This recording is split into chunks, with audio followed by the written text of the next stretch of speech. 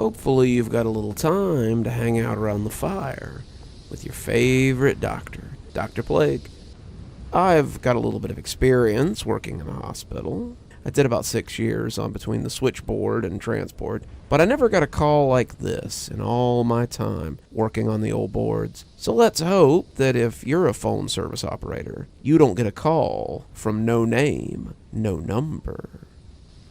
I work in a hospital call center. It's not great work, but it pays the bills. Though you may not think it, you get a lot of calls during the 8-hour shift you work. Usually it's just people trying to find a relative who might be in there. Someone trying to schedule an appointment in surgery, maybe even someone seeking medical advice. I'm apparently not qualified to do any of those things, so the job became a lot of telling people, "1 moment please while I transfer you." Then you send them off to their desired department, or not, and you get to talk to them again, except less polite this time. You get a lot of angry people too, most looking for billing, or maybe because they got charged for a hospital service they didn't receive. Those people are best sent off as quickly as possible, before they can get a good head of steam going. There are 4 to 6 of us in the department at any given time. It's mostly college kids trying to pay their bills, or older people looking for a little extra on top of their social security.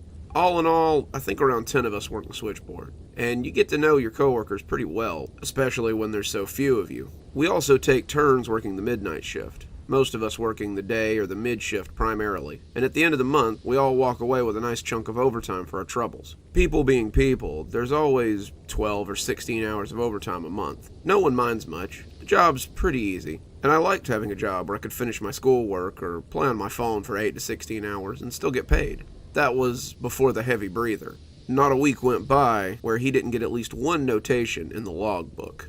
The notations were supposed to be for strange or unusual calls.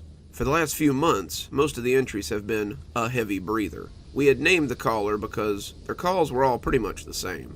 You'd pick up the phone and hear the telltale heavy breathing on the other end and know what was going on. We all just figured it was some pervert, some lonely sicko trying to get his rocks off to someone on the other end. You'd hang up before he could get his satisfaction and make a note of it in the logbook. I say these things like they were regular occurrences, but in truth, I had yet to get the mystery caller. Every other operator had gotten him at least twice, some of them 3 or 4 times, but I had never managed to see what all the fuss was about. I would get my wish a couple of days later, though.